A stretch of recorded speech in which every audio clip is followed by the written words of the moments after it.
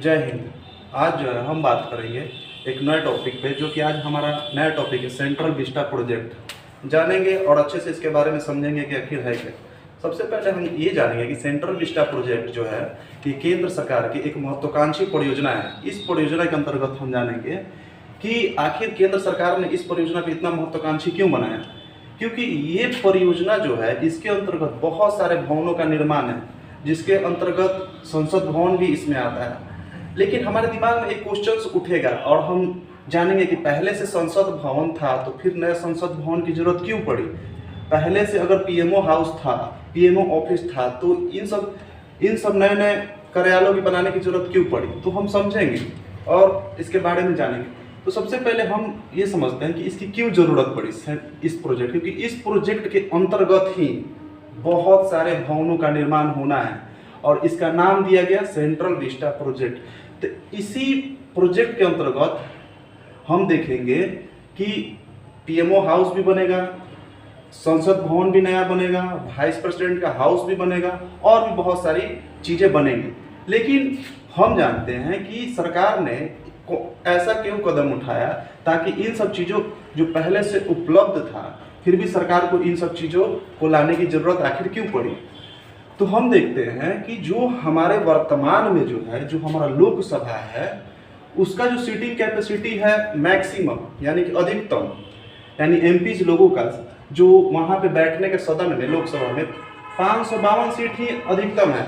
लेकिन इसके बारे में थोड़ा सा हम समझेंगे कि आखिर क्यों अब सीटें 552 से लगभग 848 होने वाली है और नए संसद भवन में सीटों की संख्या भी 848 से अधिकतम बनाई जा रही है। ऐसा क्यों? देखिए, जब संविधान का निर्माण हो रहा था तो उस समय जनसंख्या के आधार पर ही सीटों का यानी कि लोकसभा के सीटों का निर्धारण किया गया।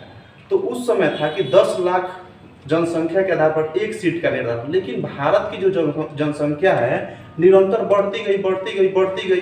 तो उस समय के जो आयोग था यानी कि कैबिनेट मिशन जो था, जो कि संविधान निर्माण के लिए कार्य किया, उसने बताया कि हर एक 10 साल पर सीटों की संख्या की वृद्धि निरंतर करनी पड़ेगी। तो हर एक 10 साल पर ये बढ़ता चला गया।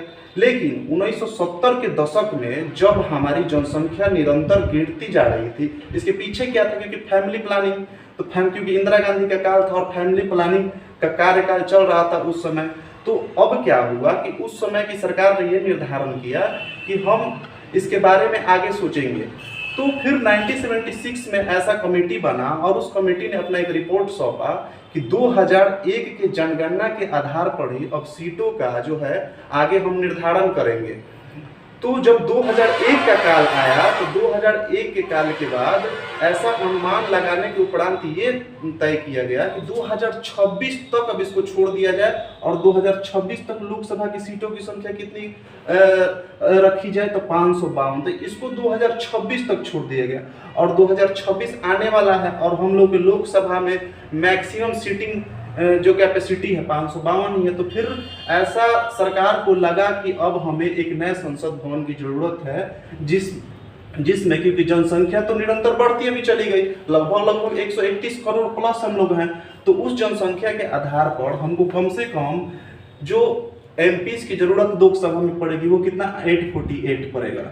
तो इसलिए नए संसद भवन का निर्माण ऐसा नए सरकार को लगता है। खैर, ये आप तय करेंगे, लेकिन अब हम जो सरकार की ऐसा तथ्य है जिस पे वो बता रही है तो वो उस पर हम बात कर रहे हैं। लेकिन जब हर 10 साल के बाद सीट बढ़ा और नए संसद भवन की जरूरत पड़ी तो इसके बारे में जानते हैं आखिर क्या क्या चीजें इसके अंतर्गत आई, कितने पैसे खर्च हो रहे हैं, क्या क्या। देखिए, पूरा सेंट्रल विस्टा प्रोजेक्ट जो है वो लगभग 20,000 करोड़ का है।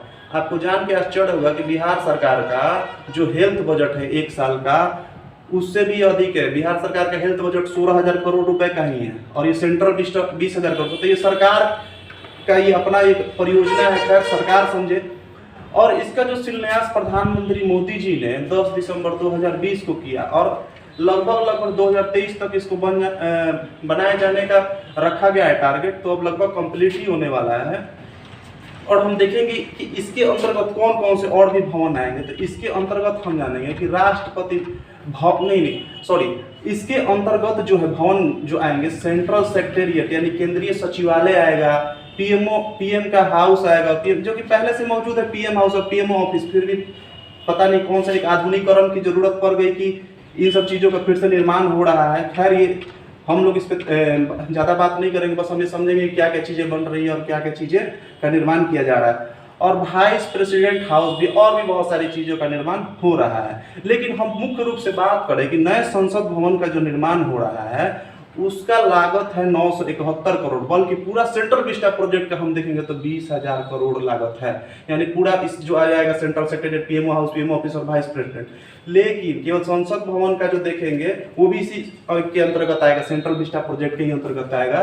तो ऐसा कहा जा रहा है कि इस नए संसद भवन का जो शेप है वो ट्रेंगुलर शेप का है, और ट्रेंगुलर शेप का है तो ऐसा बहुत सारे जो आर्किटेक्ट है वो बता रहे हैं कि ये पेंटागन का कॉपी है, लेकिन ये ऐसा ट्रेंगुलर शेप का ही होगा। और ये जो सेंट्रल विस्टा प्रोजेक्ट है पूरा का पूरा 3 किलोमीटर में फैला होगा। कहाँ से? राष्ट्रपति भवन से लेके इंडिया गेट तक, जो कि पूरा दूरी 3 किलोमीटर का। और ये पूरा जो होगा एक प्री प्लानिंग मॉडल के साथ, ये जो है दिल्ली के मिडिल में ये क्या है, ये सेंट्रल विस्टा प्रोजेक्ट जो है बसेगा। और इसके अंतर्गत हम जानेंगे, लेकिन इसके बहुत सारे दोष भी हैं, बहुत सारे लोगों ने इसके दोष भी गिनवाए हैं, जिसमें से प्रमुख दोष ये है कि जब अगर हम मानते हैं कि एक समय ऐसा आएगा कि 2061 तक ऐसा अंदाजा लगाया जाता है कि 2050 के बाद भारत की जनसंख्या निरंतर गिरेगी।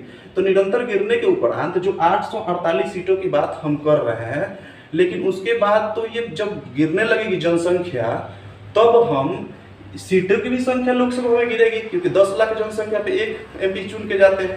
तब हम क्या करेंगे? तब तो ये परियोजना वहां पे फ्लॉप घोषित हो रही है, क्योंकि फिर संसद भवन की जरूरत ही क्यों पड़ी। लेकिन बहुत सारे लोगों का तथ्य ये भी है कि नया जो संसद भवन बन रहा है वो पुराने संसद भवन काफी पुराना हो गया था, इसलिए नए संसद भवन की आवश्यकता पड़ी।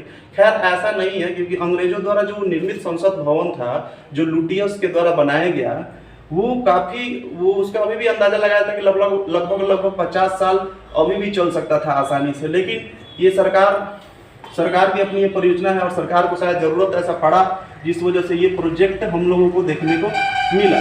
लेकिन अब इस आधार पर देखेंगे कि अगर नॉर्थ इंडिया यानी उत्तर भारत और दक्षिण भारत को हम कल्पना करेंगे, तो दक्षिण भारत के लोग पहले से ही फैमिली प्लानिंग का ये जो परिकल्पना जो है स्टार्ट कर चुके हैं। तो और उत्तर भारत के लोगों में अभी भी नहीं है, जनसंख्या काफी विस्फोट है उत्तर भारत में। तो हम देखेंगे कि एक उपरांत बात कि दक्षिण भारत की जनसंख्या गिरते जा रही है, और उत्तर भारत की, तो उत्तर भारत के जो सीट रिप्रेजेंटेटिव हो गए लोकसभा के, वो अधिकतम हो जाएंगे और दक्षिण भारत के कम हो जाएंगे। तो हम देखेंगे कि उत्तर भारत के लोगों का दबदबा प्रधानमंत्री बनाने में अधिकांशतः हो जाएगा, और दक्षिण भारत के इस वजह से ये भी एक पॉलिटिकल क्राइसिस देखने को मिल रहा है। इसलिए इसकी बहुत सारी खामियां भी दिखाई दे रही हैं। लेकिन खैर, हमको तो कभी कभी लगता है कि मोदी जी के आसपास जो बैठे हुए हैं सब जो सलाहकार है, लगता है कि सूत उठ कर आते हैं और मोदी जी को सलाह दे देते हैं, और मोदी जी हमारे स्टार्ट हो जाते हैं कोई भी परियोजना पे। खैर ये हम लोगों को बताने की उतनी जरूरत नहीं है, आप समझदार हैं, और हमको लगता है कि आप इसके बारे में विस्तार पूर्वक समझ चुके होंगे। और कमेंट सेक्शन में आप इसके बारे में बताइएगा कि क्या ये जो परियोजना है इसकी आवश्यकता थी, और क्या आगामी जो भारत के निर्माण में, जो कि मेक इन इंडिया की हम लोग बात कर रहे हैं, उसमें क्या इसका महत्वपूर्ण रोल है। क्योंकि इस जो प्रोजेक्ट का जो है हमारी भारतीय कंपनी टाटा ग्रुप ही बना रही है, और ये परियोजना कहाँ तक सफल होगा और कहाँ तक ये परियोजना का हम लोग जानेंगे कि ये कैसे भारत को एक मुख्य धारा से जोड़कर और लोगों को रिप्रेजेंट करेगा। हम समझते हैं कि आप इस चीज़ों को अच्छे से समझ गए होंगे। तब तक के